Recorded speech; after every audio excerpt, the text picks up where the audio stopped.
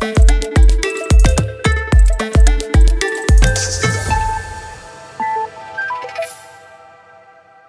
बच्चों, welcome to Elon digital.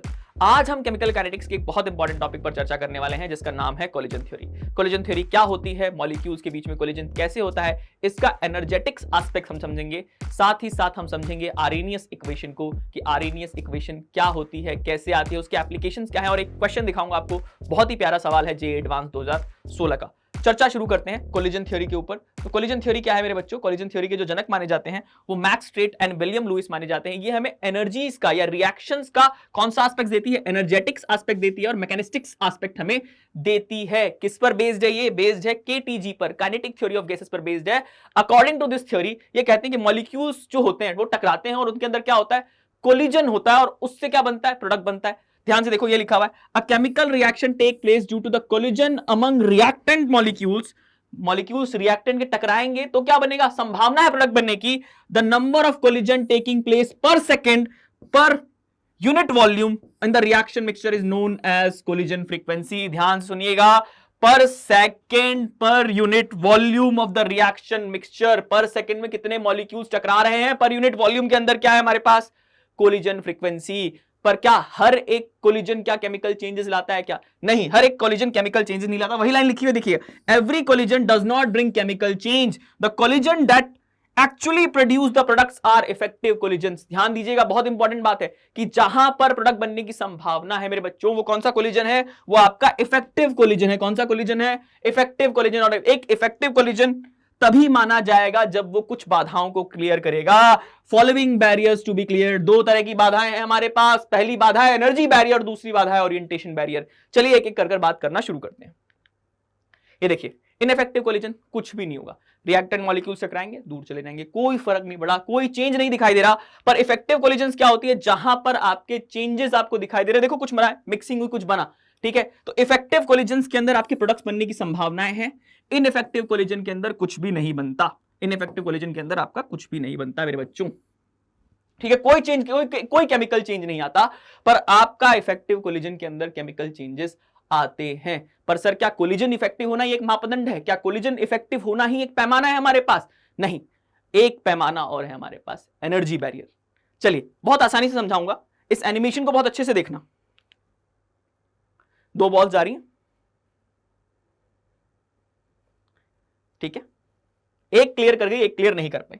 चलिए समझते हैं इसको। ये मेरी बच्चों में मान लेता हूं ये मेरी रिएक्टेंट साइड है। कौन सी साइड है ये? और ये बच्चों मेरी प्रोडक्ट साइड है। ध्यान से देखिएगा, रिएक्टेंट के पास इतनी एनर्जी तो थी, इतनी हाइट के बराबर। मैं हाइट को एनर्जी से रिलेट कर रहा हूं, इतनी हाइट के बराबर एनर्जी थी। और टोटल कितनी एनर्जी चाहिए थी? इतनी एनर्जी। अगर मैं इसको एक्स्ट्रा दे देता, इतनी एनर्जी अगर मैं इसको एक्स्ट्रा देता तो ये पार कर जाता, ये वाला रिएक्टेंट का ये वाला मॉलिक्यूल जो पार नहीं कर पाया है, पार कर जाता, क्रॉस कर जाता एनर्जी बैरियर को। पर क्या उसके पास वो एनर्जी थी? नहीं थी तो नहीं पार कर पाया, इसके पास थी तो पार कर गया। टोटल कितनी थी?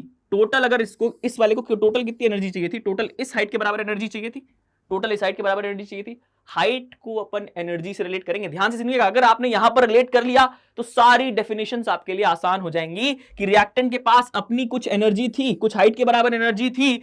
अगर इसको कुछ एक्स्ट्रा एनर्जी मिल जाती तो ये पार कर जाता। और टोटल कितनी चाहिए थी? टोटल इस हाइट के बराबर एनर्जी चाहिए थी प्रोडक्ट बनाने के लिए। बात समझ में आती है?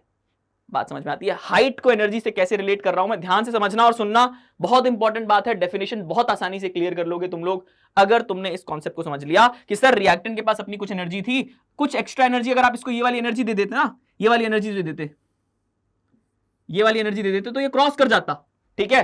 टोटल कितनी चाहिए थी सर? रिएक्टेंट प्लस ये वाली एनर्जी, इसको टोटल एनर्जी चाहिए थी रिएक्टेंट को पार कराने के लिए। ये मेरा क्या है? ये मेरा बैरियर है। इस बैरियर को क्रॉस करना इंपॉर्टेंट है प्रोडक्ट की साइड की तरफ जाने के लिए। बहुत इंपॉर्टेंट बातें हैं ये। अगर आपने यहां पर इस बात को समझा है तो आप डेफिनेशंस बहुत आसानी से बना सकते हैं। तो चलिए चर्चा करना शुरू करता हूं। एनर्जी बैरियर क्या है? ध्यान सुनिएगा, एक मॉलिक्यूल पार करा, एक मॉलिक्यूल नहीं कर पाया। क्या, क्यों नहीं कर पाया सर? वो उसके पास सर कम एनर्जी थी। कम एनर्जी थी तो कम एनर्जी वाले मॉलिक्यूल्स को क्या कहते हैं? ज्यादा एनर्जी वाले मॉलिक्यूल्स को क्या कहते हैं? चर्चा करते हैं। एनर्जी बैरियर की at a given temperature, At a given temperature, there exists a dynamic equilibrium between active and passive molecules. Active molecules वो मॉलिक्यूल्स होते हैं जिनके पास एनर्जी बैरियर से ज्यादा एनर्जी हो जाती है, मतलब जो पार कर पा रहे हैं एनर्जी बैरियर को। पैसिव मॉलिक्यूल्स जो पार नहीं कर पा रहे हैं। क्यों नहीं पार कर पा रहे हैं सर?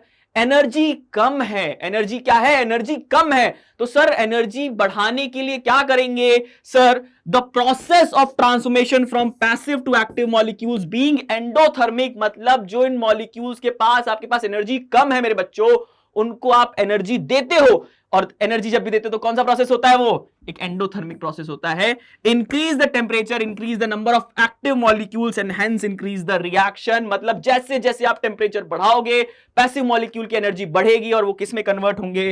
वो एक्टिव मॉलिक्यूल में कन्वर्ट होंगे। मतलब उनके पास क्षमताएं बढ़ती जाएंगी एनर्जी बैरियर को पास करने की। और ये प्रोसेस कैसा होगा मेरे बच्चों? ये प्रोसेस एक एंडोथर्मिक प्रोसेस होगा। क्या बात समझ में आती है? बहुत बढ़िया बात है, बहुत इंपॉर्टेंट डेफिनेशन, बहुत इंपॉर्टेंट डेफिनेशन। सर याद करो, रिएक्टेंट के पास अपना कुछ हाइट था और कुछ एक्स्ट्रा हाइट या एनर्जी उसको चाहिए थी जिससे वो क्रॉस कर जाता। याद करो, याद करो प्रीवियस एनिमेशन कि द मिनिमम अमाउंट, ध्यान से सुनना, डेफिनेशन पढ़ रहा हूं वापस से। The minimum amount of excess energy required by the reactant molecules to participate in the reaction is called activation energy, EA. मतलब सर रिएक्टेंट के पास अपनी कुछ एनर्जी तो है, अगर आप उसको एक मिनिमम अमाउंट में एनर्जी दे दो जिससे वो क्रॉस कर जाए एनर्जी बैरियर को, मिनिमम अमाउंट में वो एक्स्ट्रा एनर्जी जो रिएक्टेंट मॉलिक्यूल को एनर्जी बैरियर क्रॉस करने में हेल्प करेगी, वो कौन सी एनर्जी है? वो मेरी एक्टिवेशन एनर्जी है। ध्यान दीजिएगा, मैंने कहा था ना, हाइट को जो समझ लेगा ना, वो एक्स्ट्रा हाइट या वो एक्स्ट्रा एनर्जी जो रिएक्टेंट मॉलिक्यूल को चाहिए एनर्जी बैरियर क्रॉस करने के लिए, वो कौन सी एनर्जी है? वो मेरी एक्टिवेशन एनर्जी है मेरे बच्चों। वो कौन सी एनर्जी है? मेरी एक्टिवेशन एनर्जी है। अच्छा, एक टोटल हाइट याद करो, मैंने बोला था इतनी टोटल हाइट है तो इतनी टोटल एनर्जी चाहिए। देखो यहां पर द मिनिमम अमाउंट ऑफ, देखो यहां पर देखो, the minimum amount of absolute energy, ध्यान दीजिएगा, the minimum amount of absolute energy which colliding molecule must possess to make the chemical reaction occur is known as threshold energy. जो total height थी आपकी, जो टोटल हाइट थी आपकी, वो कौन सी हाइट थी? टोटल हाइट याद करो, टोटल हाइट मतलब टोटल एनर्जी, कौन सी हाइट थी? थ्रेशोल्ड एनर्जी थी। अगर आपने वहां पर हाइट्स को समझा तो आपका फंडा क्लियर होगा, सीधी सीधी डेफिनेशन खुद से बना सकते हो, ठीक है ना। Reactant molecules having energy equal और greater than that threshold are called active molecules. बोला था ना, देखो जो मॉलिक्यूल के पास उतनी एनर्जी या उससे ज्यादा एनर्जी वो क्रॉस कर सकता है एनर्जी बैरियर को, मतलब वो रिएक्शन में पार्टिसिपेट करने के लिए एनर्जी रखता है। इसका मतलब है कि वो रिएक्शन में पार्टिसिपेट कर सकता है। तो कौन सा मॉलिक्यूल है? वो एक्टिव मॉलिक्यूल है। और जिसके पास एनर्जी नहीं है, जिसके पास एनर्जी नहीं है या कम एनर्जी है या पार ही नहीं कर पा रहा, उसको एक्स्ट्रा अमाउंट में एनर्जी चाहिए, वो कौन सा मॉलिक्यूल है? वो मेरा पैसिव मॉलिक्यूल है। कौन सा मॉलिक्यूल है मेरा? वो पैसिव मॉलिक्यूल है। बात समझ में आनी चाहिए, बात समझ में आनी चाहिए, ठीक है। आगे चर्चा करते हैं, ध्यान से सुनना, बात को सुनना। क्या हमारे पास एवरेज और एक्स्ट्रा एनर्जी, क्या कह रहे हैं सर आप? The average extra amount of energy which the reactant molecule having energy less than the threshold must acquire. वापस से ईए की डेफिनेशन बना रहा हूं, वापस से ईए की डेफिनेशन बता रहा हूं, बहुत इंपॉर्टेंट डेफिनेशन है, खुद से सोच सकते हो, खुद से सोच सकते हो। Must acquire so that their mutual collision may lead to breaking of bond and hence energy is known as energy of activation। क्या है सर? बहुत साधारण बात है। यहां देखो, एक ना मैं तुम्हें अभी ग्राफ दिखाता हूं, पहले आगे समझाऊंगा। ये ग्राफ है, हल्का सा देख लो यहां पे। इतनी टोटल एनर्जी चाहिए, ग्राफ नंबर 1 बोल देता हूं इसको, यहां रिएक्टेंट लिख देता हूं, यहां प्रोडक्ट लिख दो, आगे आएगा ये इसके पास पहले से है, और ये वाली जो चाहिए ना, ये वाली, ये एक्स्ट्रा चाहिए। जो ये एनर्जी नंबर 2 है, ये रिएक्टेंट के पास पहले से है, और ये एनर्जी नंबर जो 3 है, ये है। अभी के लिए थोड़ा सा बेसिक आइडिया ले लो कि सर क्या कह रहे हो, मुझे एनर्जी नहीं समझ में आ रही। हाइट को जो समझेगा वो एनर्जी को समझेगा, हाइट को जो समझेगा वो एनर्जी को समझेगा। दिखाता हूं इसके अंदर और अच्छे से दिखाता हूं, और अच्छे से दिखाता हूं। तो सर रिएक्टेंट के पास पहले से कुछ एनर्जी थी, एक्सेस में एनर्जी दे दोगे तो एनर्जी बैरियर क्रॉस कर जाएगा। टोटल एनर्जी क्या थी? टोटल एब्सोल्यूट एनर्जी जो थी वो थ्रेशोल्ड एनर्जी थी। तो यहां से हम ईए का डायरेक्ट फॉर्मूला लिख सकते हैं कि ये होता है वो थ्रेशोल्ड एनर्जी, ये जो होता है वो threshold energy minus actual average energy of the reactant होता है। बहुत आसानी से, अरे टोटल पता है सर, टोटल पता है, रिएक्टेंट की पता है, तो क्या ये नहीं निकाल लोगे? आसानी से निकाल लोगे? नहीं निकाल लोगे? बहुत आसानी से निकाल लोगे। बहुत सिंपल है अगर आपने हाइट वाले फंडे को समझा है। चलिए और बात करते हैं, एसेंस क्या है कोलिजन थ्योरी का। कोलिजन थ्योरी हमने बात कर ली, कोलिजन थ्योरी क्या कहती है, एसेंस क्या है, बेसिक फंडामेंटल क्या है कोलिजन थ्योरी का। तो कोलिजन थ्योरी कहती है the essence of collision theory of the reaction rate, there exist energy barrier, there exist energy barrier जो रिएक्शन को नहीं होने दे रहा है, तो वो मॉलिक्यूल जो एनर्जी बैरियर को क्रॉस कर पाएंगे वो रिएक्शन में पार्टिसिपेट करने को क्या है, एलिजिबल है। The reaction path between reactant and products for reaction to occur, क्या है, अगर रिएक्शन पाथ नहीं फॉलो कर रहे, एनर्जी बैरियर क्रॉस नहीं कर रहे तो कभी प्रोडक्ट नहीं बन सकते। The reactant molecule must climb over the top of the barrier which they do by collision. कैसे पार करते हैं एनर्जी बैरियर को, कोलिजन से। The existence of energy barrier is the concept of EA, जो एक्स्ट्रा अमाउंट में energy चाहिए थी ना क्लाइंब करने के लिए, जो एक्स्ट्रा अमाउंट में एनर्जी चाहिए थी क्लाइंब करने के लिए, वो एनर्जी कौन सी थी, वो एनर्जी थी तुम्हारी EA। बोला था, याद करो, बोला था। Can be understood by from the following diagram. Diagram दिखाता हूं, एक बहुत बेसिक सा डायग्राम है, मैंने कहा था डायग्राम दिखाता हूं, एक बार डायग्राम को ऑब्जर्व करो। ये मेरा रिएक्टेंट है, ये मेरा प्रोडक्ट है, डायग्राम को ऑब्जर्व करो। देखो रिएक्टेंट के पास कुछ अपनी एनर्जी है, यहां पे dash dash dash dash dash, ये रिएक्टेंट के पास कुछ अपनी एनर्जी है। रिएक्टेंट को इतनी EA1 जो हाइट है, देखो यहां पे लिख ही रखा है इसने, EA1 जो हाइट है, EA1 जो हाइट है उसके बराबर इसको एनर्जी चाहिए, उसके बराबर इसको क्या चाहिए, ये रिएक्टेंट की एनर्जी पहले से थी, ठीक है ना, EA1 इसको चाहिए ताकि ये क्या कर पाए, एनर्जी बैरियर क्रॉस कर पाए, एनर्जी बैरियर क्या कर पाए, क्रॉस कर पाए। और EA1 प्लस देखो रिएक्टेंट की एनर्जी, मैं ये वाली एनर्जी प्लस ये वाली एनर्जी जोड़ दूंगा तो क्या मेरे पास थ्रेशोल्ड एनर्जी मिल जाएगी, दिख रही है बात, क्लियर है, थ्रेशोल्ड एनर्जी मिल जाएगी। और देखो ये मेरे पास क्या है, प्रोडक्ट से वापस रिएक्टेंट की तरफ आना हो तो ये क्या है मेरे पास, ये मेरे पास EA2 है या फिर बैकवर्ड रिएक्शन की एनर्जी है, ठीक है। और डेल्टा एच क्या होता है, डेल्टा एच होता है, सीधा सीधा आप लिख सकते हैं, डेल्टा एच क्या होता है बच्चों आपके पास, EA forward reaction minus EA backward reaction. बोलिए बात समझ में आती है क्या, बहुत आसान बात है, क्या डेल्टा एच लिखना आता है, टोटल एनर्जी देखनी आ रही है, ये वाली जो टोटल एनर्जी होगी ना, ये वाली टोटल एनर्जी, ये जो मैं यहां पे लाइन खींचिए बना रहा हूं, एक सेकंड रुको, डिफरेंट पेन से ले लेते हैं इसको, ये वाली जो टोटल एनर्जी है ये आपकी कौन सी एनर्जी है, थ्रेशोल्ड एनर्जी है, कौन सी एनर्जी है, थ्रेशोल्ड एनर्जी है। क्लियरली पिक्चर दिखनी चाहिए, क्लियरली आपको दिखना चाहिए कि कौन सी एनर्जी क्या है, सवाल 10 सेकंड के अंदर हो जाएगा। चलिए डेल्टा एच क्या है, enthalpy change during the reaction है, EA1 आपकी एनर्जी है फॉरवर्ड डायरेक्शन की, और EA2 क्या है आपके पास, एनर्जी है बैकवर्ड डायरेक्शन की। क्या बात समझ में आती है मेरे बच्चों, क्या बात समझ में आती है, क्या ग्राफ समझ में आता है आपको, क्या ग्राफ की हाइट्स डायरेक्शंस आपको समझ में आ रही हैं, बहुत आसान ग्राफ है, बहुत इजीली आप देख सकते हैं इसको। चलो एक एक्सोथर्मिक और एंडोथर्मिक का बताओ सर, किसकी एनर्जी ज्यादा होगी, रिएक्टेंट कब ऊपर आएगा कब नीचे आएगा, कई बार सवाल डायरेक्ट पूछ लिए जाते हैं। यहां देखिए कौन सा रिएक्शन है, एक्सोथर्मिक रिएक्शन है सर, एक्सोथर्मिक रिएक्शन के लिए डेल्टा एच क्या होता है, लेस देन 0 होता है, HP माइनस HR क्या होगा, लेस देन 0 होगा। तो ये क्या बताता है कि सर जो प्रोडक्ट की एनर्जी होगी वो कम होगी रिएक्टेंट की एनर्जी से। देखो रिएक्टेंट ऊपर आ रहा है, दिख रहा है, दिख रहा है, हाइट दिख रही है, एनर्जी बैरियर दिख रहा है, क्या ये वाली हाइट मेरे बच्चों आपको थ्रेशोल्ड एनर्जी दिख रही है, अगर मैं EA प्लस ये वाली हाइट जोड़ दूं, रिएक्टेंट की ये वाली हाइट, ये वाली हाइट और ये वाली हाइट जोड़ दूं मैं, तो क्या आपको थ्रेशोल्ड एनर्जी दिख रही है, देखो थ्रेशोल्ड एनर्जी दिख रही है, ये वाली पूरी हाइट, समझ गए, समझ गए बात को। चलिए जरा मुझे यहां बताना सर, यहां पर प्रोडक्ट ऊपर आया कैसे पता चला, सर किसके लिए बात कर रहे हो, एक्सोथर्मिक के लिए बात कर रहे हो, किसके लिए बात कर रहे हो, एंडोथर्मिक के लिए बात कर रहे हो, किसके लिए बात कर रहे हो, एंडोथर्मिक के लिए बात कर रहे हो। तो यहां पर देखो डेल्टा एच ग्रेटर देन 0, तो यहां पर HP minus HR greater than 0, यानी ये HP क्या आ जाएगा, ग्रेटर देन आ जाएगा हमारे पास HR, मतलब प्रोडक्ट की एनर्जी जो होगी ज्यादा होगी। देखो ग्राफ में भी प्रोडक्ट की एनर्जी ज्यादा दिख रहा है, दिख रहा है ग्राफ में प्रोडक्ट की एनर्जी ज्यादा, बहुत बढ़िया बात है। कौन ऊपर आएगा कौन नीचे आएगा, सिंबल बड़े इंपॉर्टेंट हो जाते हैं, कई बार आपको देखना बड़ा इंपॉर्टेंट हो जाता है। Orientation barrier, sir energy barrier की तो बात कर ली कि जो एनर्जी बैरियर क्लाइंब कर लेगा वो रिएक्शन में पार्टिसिपेट करने के लिए एलिजिबल है, पर क्या सिर्फ एनर्जी चाहिए क्या, नहीं, एनर्जी के साथ साथ हमारे पास एक और बाधा है जिसको हम कहते हैं ओरिएंटेशन बैरियर।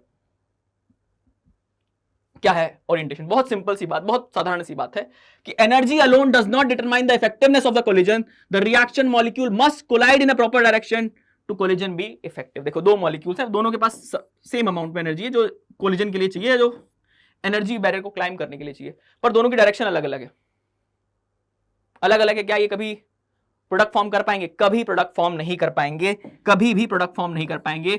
एक लाइन ऑफ कोलिजन होती है, एक लाइन ऑफ इंपैक्ट होती है जिसके अलोंग में आपका कोलिजन होना चाहिए कोलिजन को इफेक्टिव होने के लिए, ठीक है। देखिए यहां पर मैं आपको समझाता हूं, ये देखिए एक हेड ऑन कोलिजन है, एक इफेक्टिव कोलिजन होती है head on collision, head on collision एक इफेक्टिव कोलिजन है आपके। देखिए यहां पर मैं हल्का सा पेन चेंज कर लेता हूं, यहां पर आपके पास A2 मॉलिक्यूल था, ये आपका B2 मॉलिक्यूल था, दोनों टकराए, एक ट्रांजिशन स्टेट बनी, transition state is highly unstable, आपके प्रोडक्ट बन गए। देखो ए हाईएस्ट एनर्जी होती है इस ट्रांजिशन स्टेट की, समझ रहे हो बात को। तो कोलिजन कैसा होगा ये भी बड़ी इंपॉर्टेंट बात है। अगर कोलिजन एनर्जी है और कोलिजन ही इफेक्टिव नहीं है तो वो प्रोडक्ट कभी नहीं बना सकता। तो head on collision is an effective collision. बात समझ में आती है? चलिए, बहुत बढ़िया बात है। ये देखिए ए और बी थे, आपस में एक दूसरे के पास आए, ट्रांजिशन स्टेट बनी और प्रोडक्ट बन गए। सर ओरिएंटेशन ठीक था, ओरिएंटेशन ठीक था। अगर रैंडम डायरेक्शन से मॉलिक्यूल आते, कहीं से भी आ रहे हैं, जैसे मान लो ये मॉलिक्यूल इधर जा रहा है, ये मॉलिक्यूल इधर जा रहा है, क्या ये कोलिजन कभी इफेक्टिव हो सकती है? कभी भी इफेक्टिव नहीं हो सकती कोलिजन। ये एक प्रॉपर ओरिएंटेशन जरूरी है रिएक्टेंट का प्रोडक्ट बनाने के लिए। जैसे देखो एक ओब्लिक कोलिजन है, ये कैसी कोलिजन है? एक ओब्लिक कोलिजन है। ये आपके पास, रुको, ये A2 मॉलिक्यूल था, ये आपके पास A2 था, ये B2 था, टकराए आपके, कोलिजन इफेक्टिव नहीं थी, एनर्जी थी, कोलिजन इफेक्टिव नहीं थी, तो देखो कोई रिएक्शन नहीं हुई, no products are form, no products are form. ये ए निकल गया साइड से, ये बी निकल गया, कोई प्रोडक्ट आपका नहीं बना, कोई भी प्रोडक्ट आपका नहीं बना, जो ये बता रहा है कि सर कोलिजन इफेक्टिव नहीं है आपकी, कोलिजन इफेक्टिव नहीं है। कोलिजन कैसी है? ओब्लिक कोलिजन है, जहां पर आपकी कोलिजन की इफेक्टिवनेस नहीं है, जहां पर आपकी कोलिजन की इफेक्टिवनेस नहीं है तो वहां पर प्रोडक्ट नहीं बना। बड़ी इंपॉर्टेंट बात। आर्हेनियस इक्वेशन पर चर्चा करना शुरू करते हैं। तो आर्हेनियस इक्वेशन पर चर्चा करने से पहले हमें समझना पड़ेगा कि e की पावर माइनस EA/RT क्या बताता है? Represent the fraction of molecule having kinetic energy greater than equal to EA, जिनके पास kinetic energy greater than equal to EA है, ये बताता है। और ये रेट के क्या है?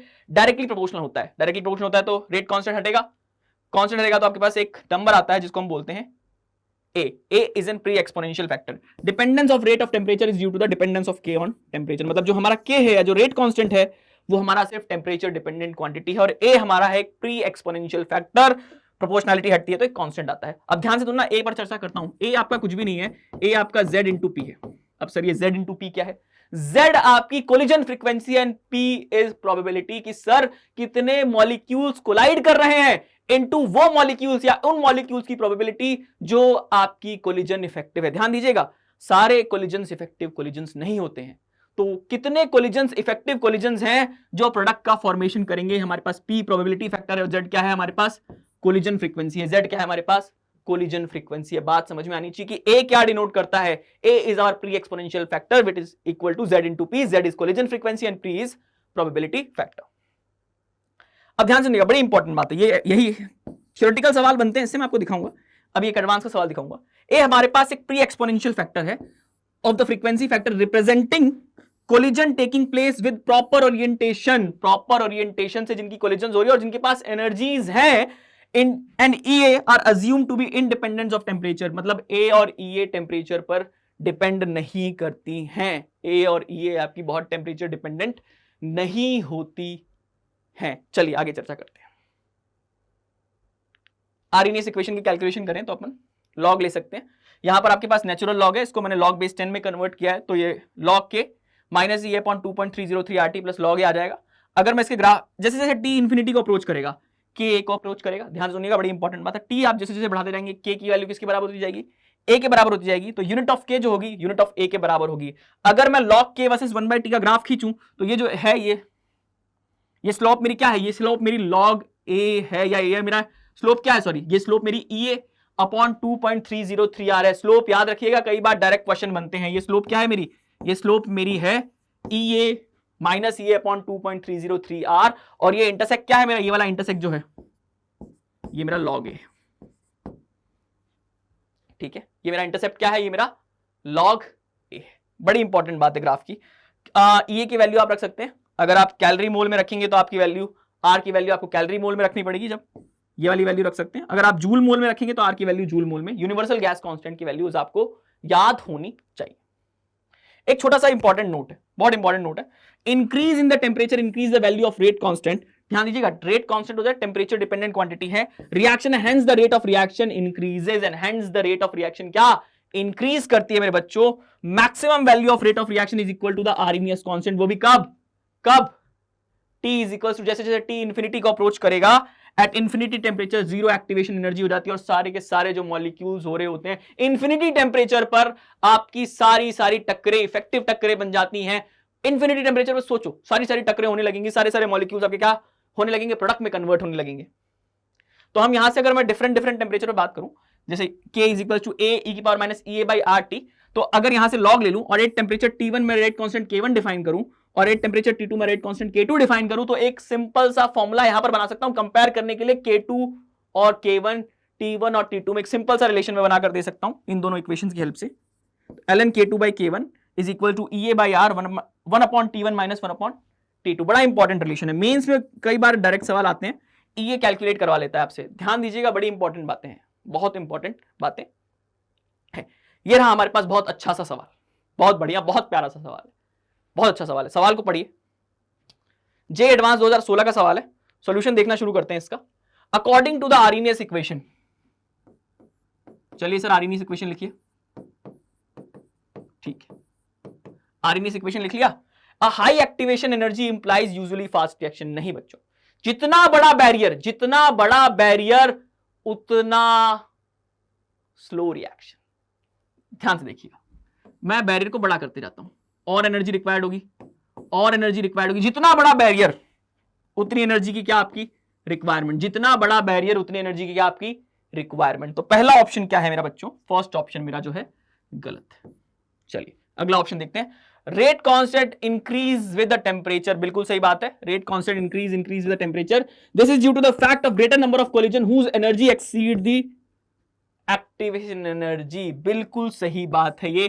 K is equal to A की power minus E A by R T imply कर रहा है कि सर रेट कांस्टेंट बढ़ेगा टेम्परेचर बढ़ाने से, और ये क्यों हो रहा है, कोलिजन बढ़ रहे हैं जिनकी एनर्जी क्या है, एक्टिवेशन एनर्जी से ज्यादा है। अब देखो यहां पर, higher the magnitude of the activation energy stronger is the temperature dependence of the rate constant. जितना हायर मैग्नीट्यूड उतनी क्या स्लो रिएक्शन, और उस स्लो रिएक्शन पे हमें क्या करना पड़ेगा, अगर उनको इंक्रीज करना है रेट ऑफ रिएक्शन को, तो हमें टेम्परेचर को क्या करना पड़ेगा, इंक्रीज करना पड़ेगा, तो उतनी ज्यादा क्या डिपेंडेंस। तो ये भी बिल्कुल सही स्टेटमेंट है। अगला देखिएगा, the pre exponential factor is measure of the rate at which collision occur irrespective of their temperature. जो बेटा ए होता है ना, वो क्या होता है, Z इंटू पी होता है, और Z into P an specific nature है कोलिजन का। और ध्यान दीजिएगा, मैंने एक नोट भी लिखवाया था आपको कि जो ए है वो टेम्परेचर डिपेंडेंट नहीं होता। तो ये स्टेटमेंट क्या हो जाएगा, ये स्टेटमेंट भी हमारा करेक्ट हो जाएगा। तो हमारे करेक्ट आंसर कौन कौन से हो जाएंगे, हमारे करेक्ट आंसर हो जाएंगे बी, सी एंड डी।